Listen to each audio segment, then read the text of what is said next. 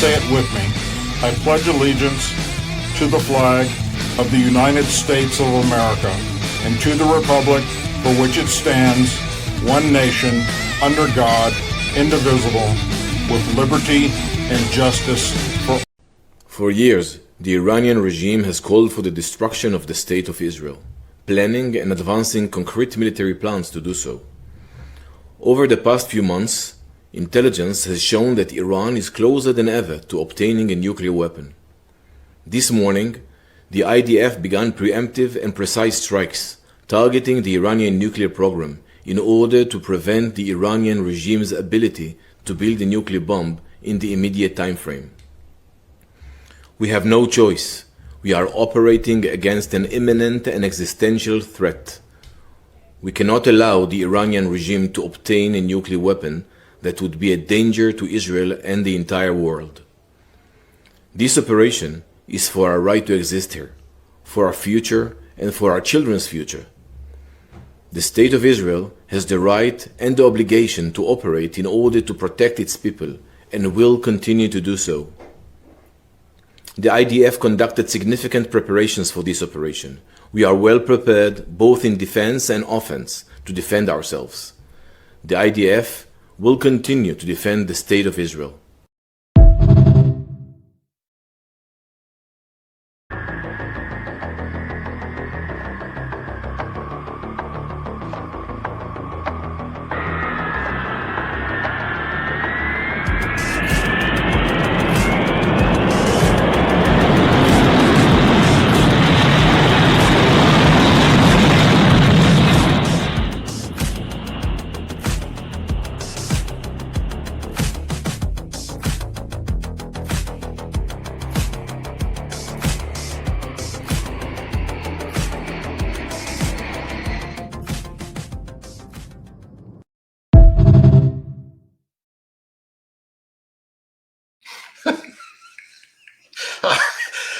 Hello, everyone. Welcome to the Douglas Ducote Show.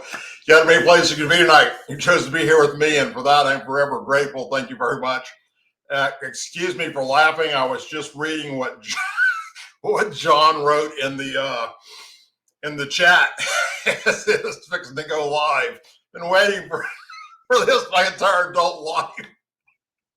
I'm sorry. I agree with you, John. So am I. Folks, thank you for joining me tonight. You had many places to be, chose to be here.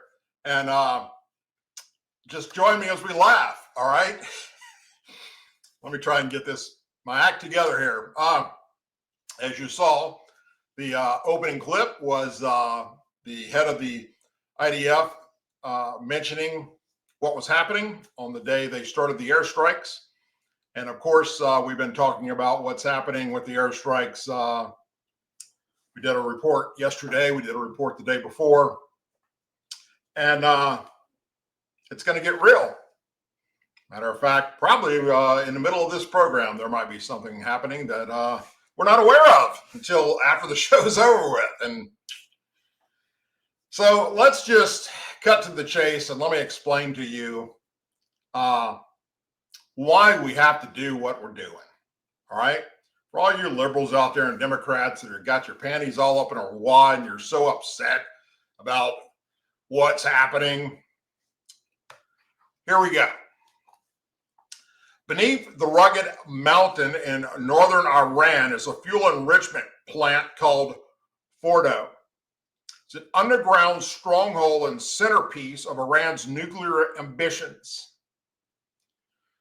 Though presented as a civilian facility, Fordo is widely known by NATO and all intelligence agencies to be the heart of Iran's covert atomic weapons effort. For years, Islamic Republic has played a dangerous game, enriching uranium just below weapons grade, obstructing International Atomic Energy Agency oversight, and using regional instability as a shield for its ambitions. While Israel has confronted nuclear threats before, it lacks the bunker busting capacity or capabilities to neutralize Fordo. That responsibility now falls on the United States of America and our Air Force. The case for destroying Fordo is now strong and urgent. The site is engineered to survive conventional airstrikes and represents Iran's strategic bet of invulnerability. Western intelligence exposed Fordo in 2009 after years of concealment. The Prime Minister of Israel warned that Iran's leaders have backed up their genocidal rhetoric with a nuclear weapons program and cautioned, if not stopped, Iran could produce a nuclear weapon in a very short time. It could be a year. It could be within a few months. It could be tomorrow. Well, he told Business Insiders that Israel's strike hit the core of Iran's nuclear weapons infrastructure. He acknowledged that Israel lacks the heavy bunker-busting munitions needed to destroy sites like Fordo. IAEA Director General Rafael Grossi confirmed in 2024 that Iran now possesses enough uranium enriched to 60% tactical heartbeat away from weapons grade levels to build several nuclear weapons. He warned the IAEA lacked significant transparency in Iran's nuclear activities and cautioned that without full Iranian cooperation, the agency cannot verify that its program is peaceful because they won't let them in. Back in 2018, Mossad operatives seized 55,000 documents from Iran in a warehouse that revealed a covert nuclear weapons program known as Project Ahmad. David Albright of the Institute for Science and International Securities assessed the material as clear evidence that Iran intended to produce 5 nuclear weapons. Despite the JBOC framework, Iran continues nuclear-related activities at these sites where IAEA inspectors have found traces of nuclear material without explanation. These discoveries point to a sustained weapons agenda. In 2023, IDF Chief of Staff warned that negative developments regarding Iran's nuclear program could compel Israel to act. His predecessor was more blunt. Iran today has enough enriched material to produce 4 nuclear bombs, 3 at 20% and 1 at 60%. Despite the threat, Israel cannot strike Fordo effectively by themselves. As Israeli ambassador admitted, we're able to strike everywhere in Iran, and we're doing so and have air superiority over the entire country at the moment. But we cannot reach Fordo without America's support. Why is that? America has what is known as the GBU-57AB Massive Ordnance Penetrator, also known as the MOP. It's a 30,000-pound bunker buster designed for hardened targets like the one at Fordo in Iran. Dropping from a B-2 Spirit stealth bomber, it can penetrate 60 feet of reinforced concrete or hundreds of feet of soil and rock. Multiple MOPs delivered in a precision double tap pattern could collapse Fordo's structure entirely. A strike package would likely include stealth B-2 bombers, electronic suppression of Iranian air defenses, real-time satellite and drone intelligence, surveillance, and reconnaissance, follow-on cruise missile strikes as necessary. But the mission cannot stop at detonation of that facility. The United States must insist on independent verification that Fordo is not repairable and has been destroyed. This could include IAEA inspectors or the use of American intelligence capabilities to gather imagery, seismic data, and on-ground confirmation. A successful strike means little unless the world can verify the results. The U.S. now stands where Israel once stood, facing a critical threat with limited time. Delay may allow Iran to build a nuclear bomb, fortify alternative sites, or export nuclear knowledge to its proxies in Lebanon, Syria, or Yemen, such as Hamas, Hezbollah. Now, what if we don't strike? Opponents of military action argue it could spark a regional war, drive up oil prices, or embolden Iran's hardliners. Those are serious risks, but not greater than the risk of allowing a fanatical regime to field nuclear weapons. Iran has already threatened retaliation, but its escalation capacity is checked by economic fragility, internal dissent, and the specter of overwhelming U.S. retaliation. As Henry Kissinger once observed, the classical notion of deterrence was that there was some consequences before with aggressions or aggressors and evildoers, and they would recall. Deterrence must be credible, and credibility at times requires action. Failure to act would embolden other nuclear aspirating countries, such as North Korea and other rogue regimes, which you know are watching. A nuclear Iran would almost certainly provoke turmoil across the Middle East, triggering a regional arms race with Saudi Arabia, Turkey, and Egypt. Striking Fordo will not erase Iran's nuclear knowledge, but it will cripple its most secure facility, setting the program back years, and signal that the U.S. will act when global stability is on the line. The alternative is a future where Iran detonates a nuclear bomb in secret and confronts the world from a position of strength and impunity. That scenario would force the U.S. into a larger and bloodier war, one fought under the shadows of a nuclear threat. Fordo is not just an enrichment site. It is a fortified monument to Iran's deception and determination to build a nuclear weapon and wipe Israel off the face of the earth, as they've already threatened to do once they have that capability. The United States alone has the tools to reach and destroy that facility. This mission, if undertaken, must be precise, overwhelmingly, and then independently verified. The clock is ticking. Each minute, Iran delays inspection, delays coming back to the negotiation table, each trace of material found at undeclared sites, each threat inches us closer to the point of no return. History will judge our resolve. Let it be said that when the mountain hid the bomb, America shattered the mountain and proved it.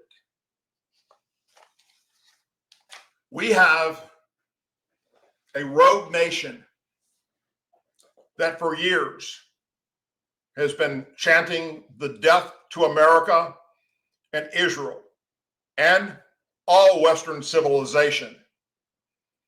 They believe that we should be all annihilated or convert to Islamic rule.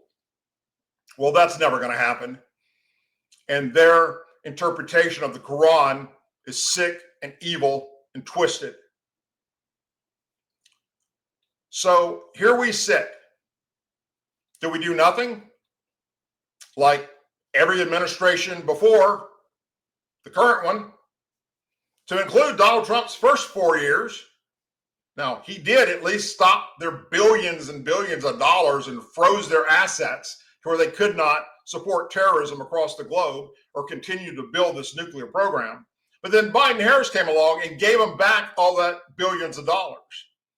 And it went right back into the weapons building program for nuclear weapons. And it went right back into the hands of supporting terrorists across the globe.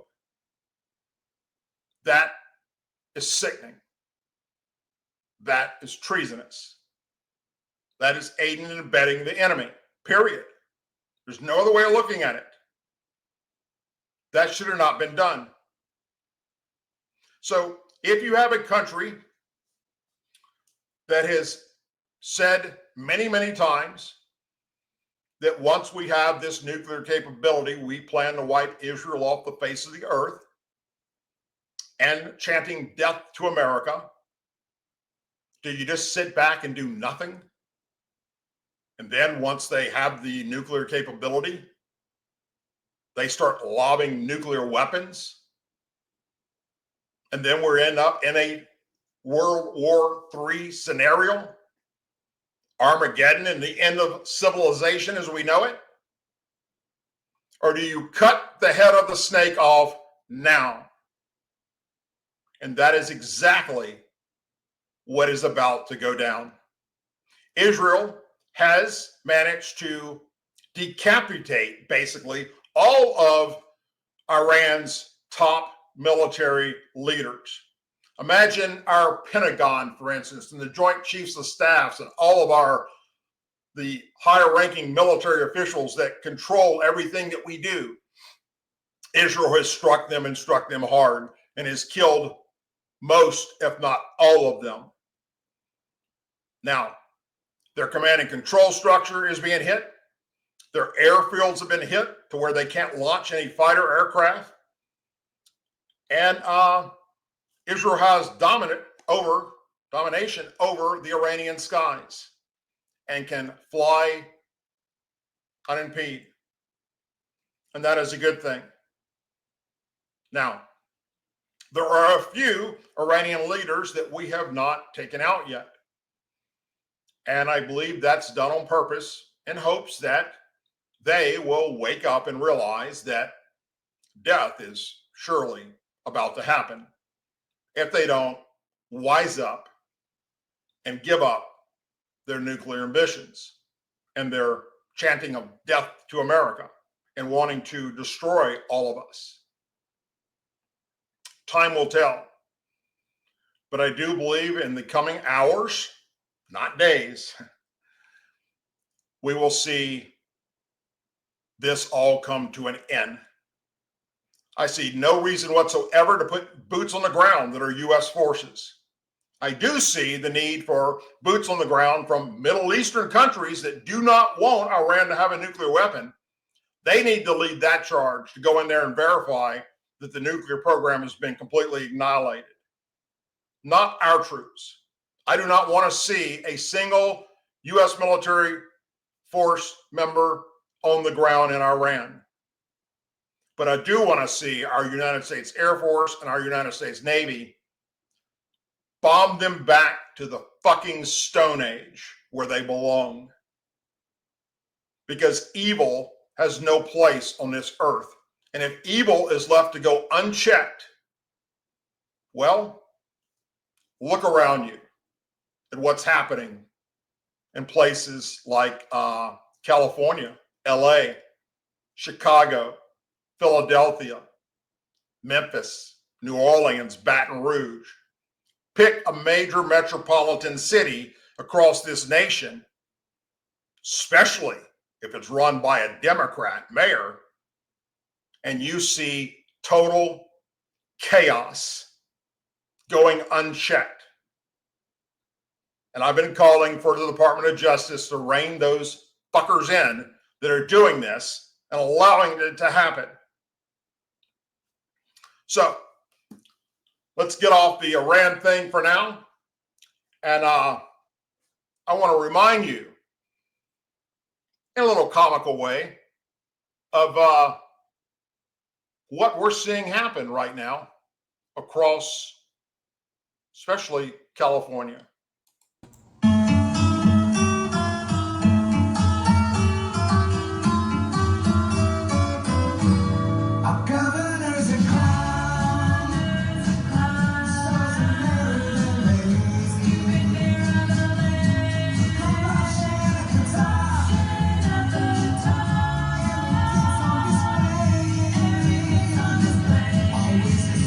We're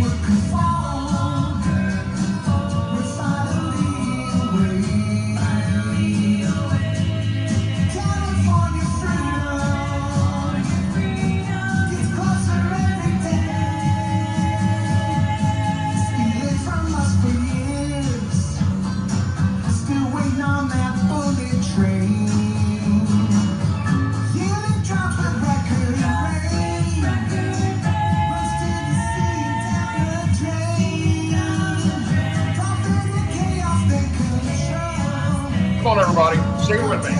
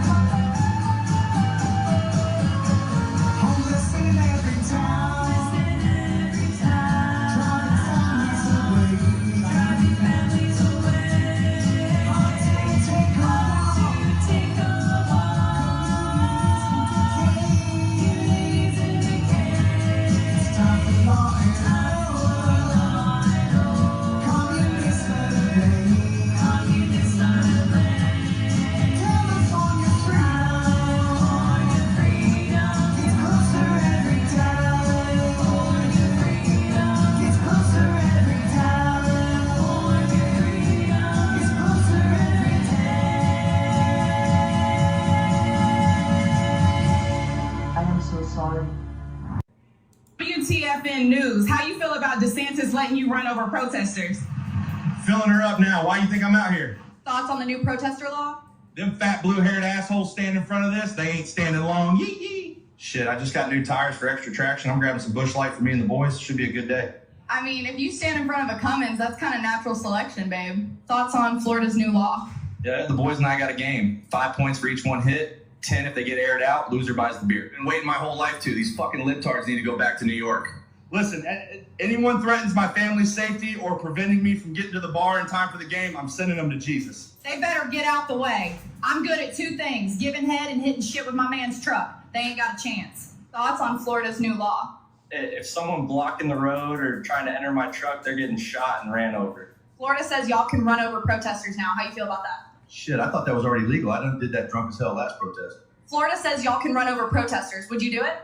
No hesitation. Full send. I got the dash cam ready. Florida says you can hit people blocking the road. You support that? 5 words, sweetheart. Fuck around and find out.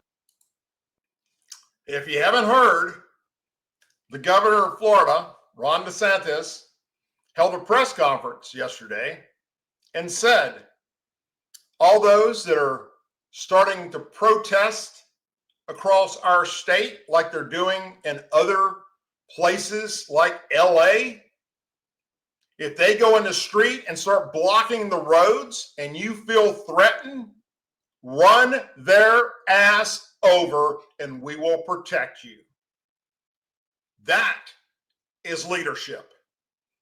If you're going to go stand in the fucking road, then you deserve to have a truck run your ass over. That's the only way these far left liberal nut jobs will understand that this shit is not okay. It is time that we take matters into our own hands and start correcting these problems as they spur up across our country. And thankfully, we're seeing that in that governor in Florida. And that is a very, very good thing. Now, here's something that I find ironic. In fact, it's actually hypocritical of the Democrats because, you know, when Democrat presidents talk about immigration and illegal aliens and crime in America caused by them, the Democrats agree 100% with them. No bones about it. Don't buck the system at all. Don't take to the streets and protest. Don't go burning stuff down, looting buildings, attacking police cars, attacking police stations, attacking cops. No. You never see none of that shit happen. But if Trump does it, then all of a sudden, he's an evil dictator. He's a racist. He's a bigot. He hates all brown people. He hates Mexicans. Where was their voice when, I don't know, Obama cracked down on illegal immigration and the crime they were causing in America? Or when Bill Clinton did it? Why didn't they speak up then? Silence. Crickets. Not a word. Trump does it, and we're watching America burn. So, just to make damn sure everybody understands exactly what I'm talking about, here we go. Americans, not only in the states most heavily affected, but in every place in this country, are rightly disturbed by the large numbers of illegal aliens entering our country. The jobs they hold might otherwise be held by citizens or legal immigrants. The public service they use impose burdens on our taxpayers. That's why our administration has moved aggressively to secure our borders more, by hiring a record number of new border guards, by deporting twice as many criminal aliens as ever before, by cracking down on illegal hiring, by barring welfare benefits to illegal aliens. In the budget I will present to you, we will try to do more to speed the deportation of illegal aliens who are arrested for crimes, to better identify illegal aliens in the workplace, as recommended by the commission headed by former Congresswoman Barbara Jordan. We are a nation of immigrants, but we are also a nation of laws.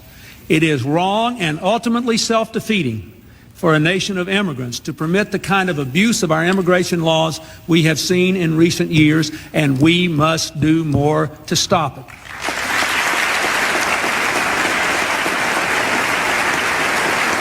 Got a stand ovation from the Democrats. If you're a criminal, you'll be deported.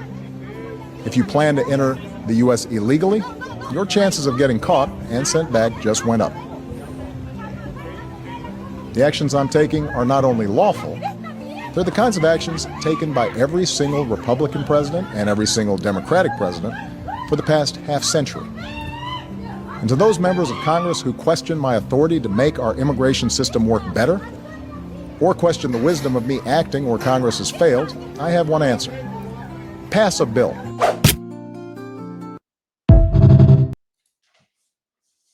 How many people took to the streets and started burning shit down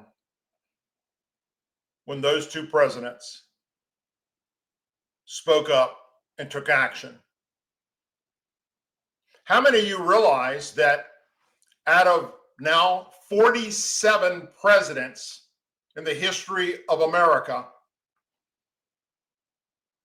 one of them, when it comes to deporting and getting rid of illegal aliens, stands out amongst the rest and is deported more than any of the others? Let me give you a hint. It wasn't Donald Trump. It was Barack Obama. Google it. Look it up. Liberals. That is correct. Now, by the time the 4 years are up with this term with President Trump, I'm sure he's going to take over that record. But did you see the protests from the liberals during the Obama years when he was cracking down and deporting all these illegal immigrants? When ICE was going out and rounding them up and taking them off the streets? No, you didn't. Why? Because it was a Democrat doing it.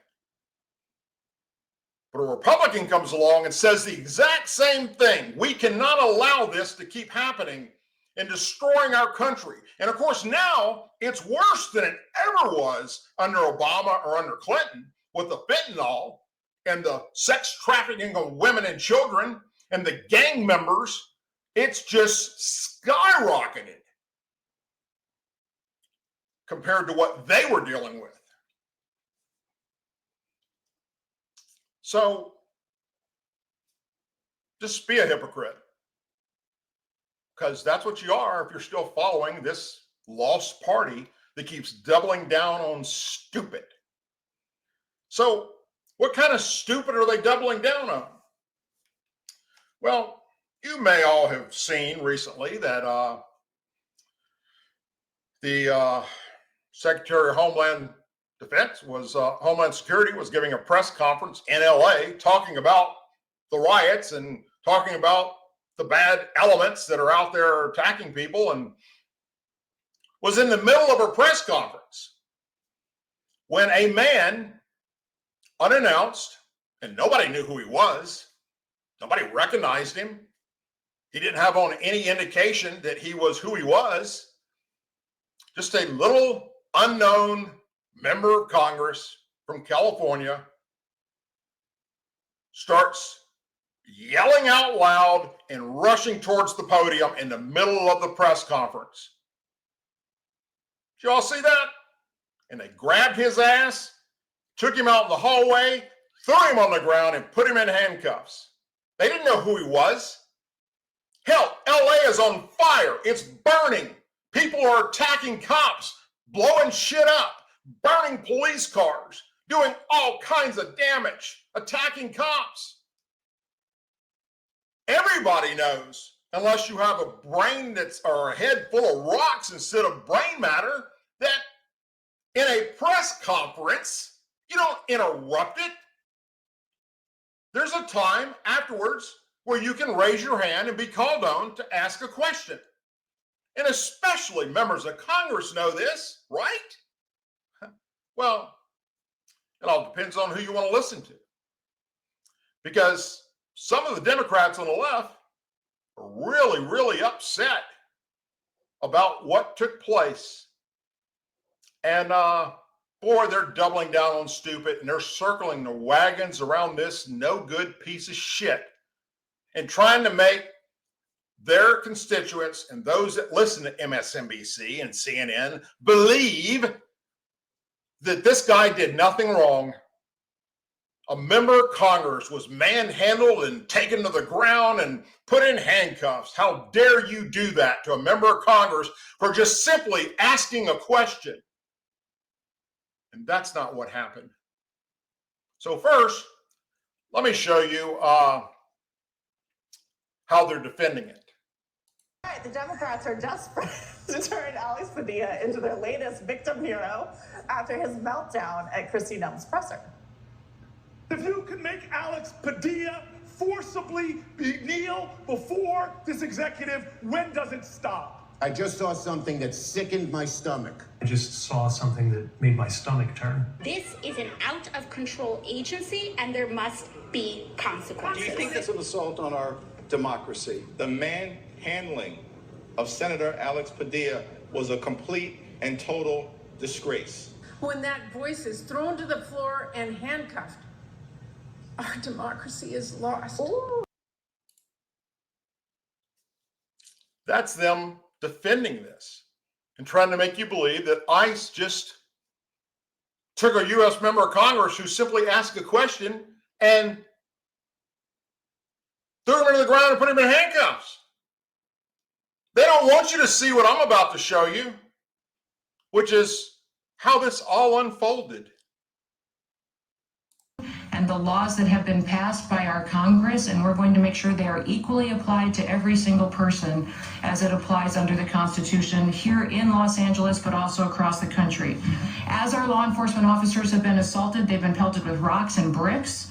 Their cars have been set on fire. Molotov cocktails have been used. We have seen people throw bottles and hammers at them. We've also seen that they have been attacked and verbally spit on or punched or assaulted, and it's just not acceptable. The Department of Homeland Security and the officers and the agencies and the departments and the military people that are working on this operation will continue to sustain and increase our operations in this city. We are not going away.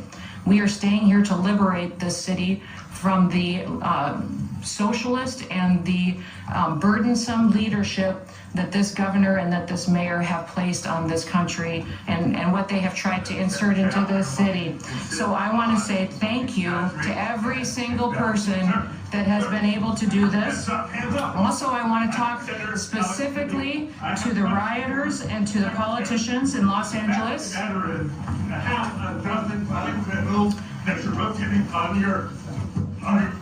I also want to talk about specifically how many of our ICE agents have been doxxed for doing their duty, how they have been targeted, and how their families have been put in jeopardy, and that we're not going to allow that anymore as well. That those You go rushing the podium, yelling out anything, especially in the conditions that they were faced with in LA right now, and you're lucky you weren't tased, you stupid son of a bitch. And those members of the Democrat Party that are circling the wagons around this fucker, shame on you. This is not asking a simple question. This is demanding to get answers that you want and interrupting the press conference and then rushing towards the podium, and nobody knows who you are. I've never heard of this guy, Alex Padilla, until this happened. I saw his picture and I'm like, who the fuck is this? Hell, I thought I knew who all the members of Congress were. Nobody in that room knew who this man was.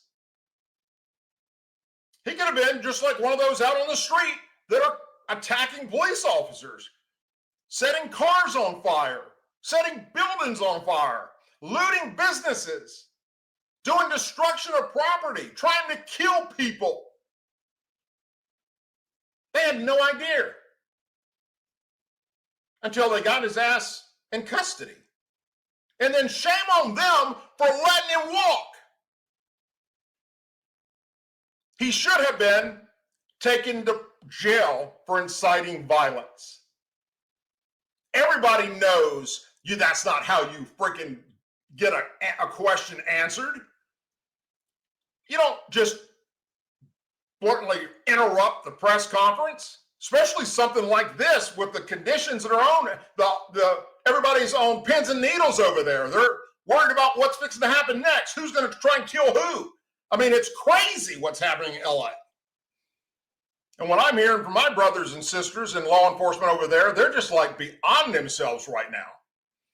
Every day waking up thinking they might not come home alive to their family based on the rhetoric that's coming out of the Democrat Party's mouth. And then we all see the video evidence of what actually took place. And these members of the leadership of the Democrat Party, Cory Booker and Shifty Schiff,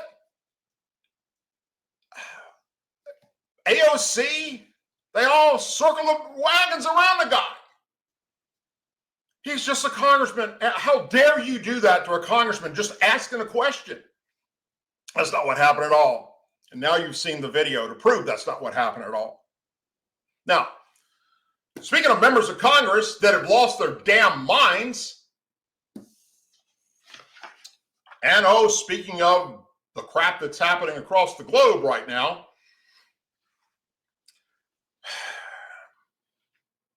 Ilhan Omar said it again, folks. She said the United States is becoming one of the worst countries in the world. I mean, I grew up in a dictatorship, and I don't even remember ever witnessing anything like that, to have a democracy, a beacon of hope for the world, to now be turned into one of the worst countries where the military are in our streets without any regard for people's constitutional rights. Omar said in an interview that was published with the Democracy Now! YouTube page. You can see the entire video there. Omar, who was born in Somalia, referenced President Donald Trump's military parade that took place over the weekend with the 250th anniversary of the U.S. Army. Omar, whose interview took place before the parade, was unimpressed. Our president is spending millions of dollars propping himself up like a failed dictator with a military parade, Omar said of the then upcoming parade, is real shocking. And it should be a wake-up call for all Americans to say, this is not the country we were born in, she added. This is not the country we believe in. This is not the country our founding fathers imagined. This is not the country that is supported by our Constitution, our ideals, our values. And we should all collectively be out in the streets rejecting this. When, Department of Justice, are you going to put this terrorist in handcuffs? Omar also said that Trump is destroying our country. I think the person who is in the process of destroying our country should look in the mirror, and that's Trump, she said. And notice that he is the one that has hatred for the values that we have here in America and everything that we have built. The reality is protest, dissent. It's constitutionally protected, and that is everybody's First Amendment right in the country. Some have called out the Minnesota Democrat. For instance, Guy Benson shared a clip of the interview on X just today that said the hyperbole here is appalling, made worse by her astounding ingratitude. If people are seriously offended by a parade for the first time in decades, then go outside and touch some grass, Outkicks David Hookson wrote. We have the greatest military on the planet, and we shouldn't ever apologize for it. After all, our men died to try and protect innocent lives in Somalia, where she's from. I guess that sacrifice just doesn't matter to Congresswoman Omar. And it doesn't because, as I've told you many times during this show, and I've told you to go look it up and watch it yourself because it's all over social media. When Omar, referring to the operation that took place over in Somalia to get that criminal warlord and take him down, when it all went to shit and they were able to shoot down a Black Hawk helicopter, which the book and the movie Black Hawk Down is about, Omar claimed that the real terrorists that day weren't her countrymen of Somalia, where she was born. The real terrorists were the Americans that were there. That's what she thinks of America's military. So, of course, she's going to not want to see a military parade. How despicable is it that we have allowed people like her and Rashida Tlaib and AOC and Anita Presley and now this Jasmine Ghetto Crockett to keep spewing crap and keep inciting violence? When is the Department of Justice going to put these people in handcuffs? Because if me or you went out and said some of the shit that's coming out of their mouths, you bet your ass we would go to jail. I've got no doubt about it whatsoever. As a veteran law enforcement officer, besides my military career, I'm appalled that we're sitting back watching them every day incite violence, criminal offense, and the new Department of Justice and FBI under the new administration of Donald J. Trump is not doing a damn thing about it. Why? I want to see action. If you look in my community section, or post section on my YouTube channel or on my Facebook profile, you will see the letter that I sent to the Department of Justice demanding that they take action and do something about this. So when you have time, go look at it, read the letter I sent them. Hell, copy and paste it verbatim if you like, or add your own words in there. And you do the same thing I did. Reach out to the Department of Justice, reach out to the FBI, reach out to your members of Congress and say, this is unacceptable. Republicans have been screaming that it's a two-tier justice system. We've been watching the Democrats get away with freaking murder and nothing get done to them. Yet Republicans just misstep once. And the Department of Justice, the FBI was, boom, taking their ass down. And then the Democrats keep screaming, well, nobody's above the law. Nobody's above the law. While we watched Hillary Clinton get away with shit. Peter Strzok, Lisa Page, James Comey, Loretta Lynch. The list just goes on and on and on. And now we control the House and the Senate at 1600 Pennsylvania Avenue.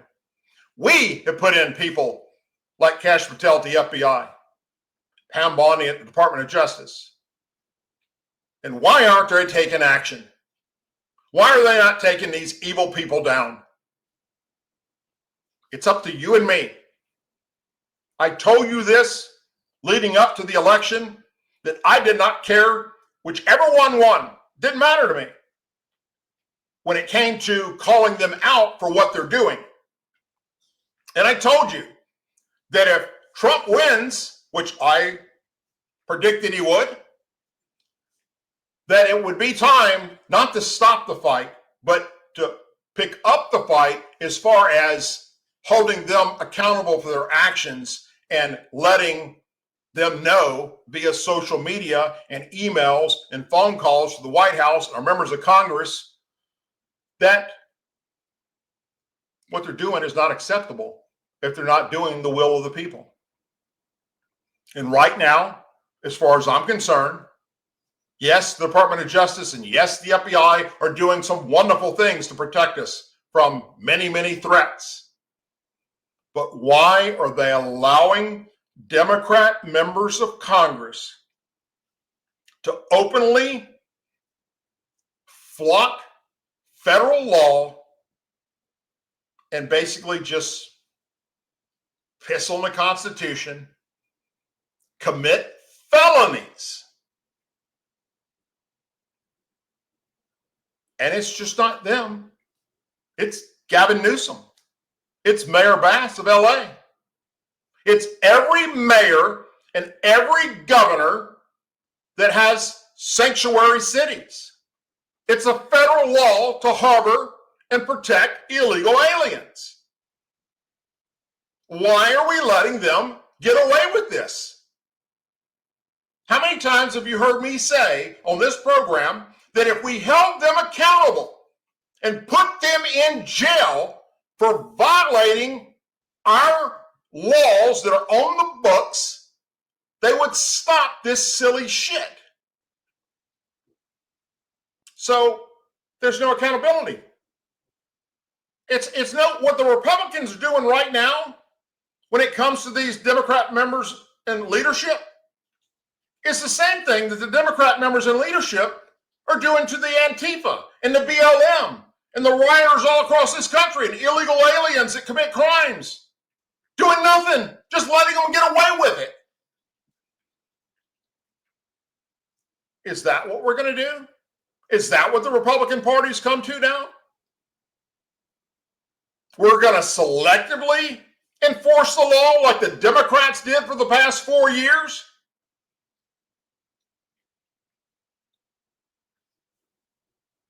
Start sending emails. Start making phone calls. Go to their social media sites. Leave comments.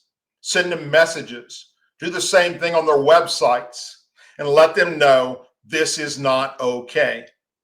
Don't make threats. Don't say something that you're going to regret.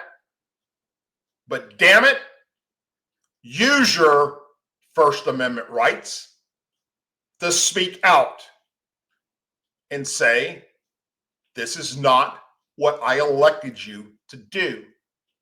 I want to see the law equally applied across this country, and it doesn't matter what your status is or how much money you have. And until that takes place, I'm not going to let up on the Republicans. Just like I don't let up on the Democrats. Wrong is wrong, period. I don't care who's doing it. This is not right. To continue to allow these Democrat leaders to get away with this shit. And it is time we stop it. Now, it is my plan on Thursday to also go live again on YouTube. We're not live on YouTube tonight.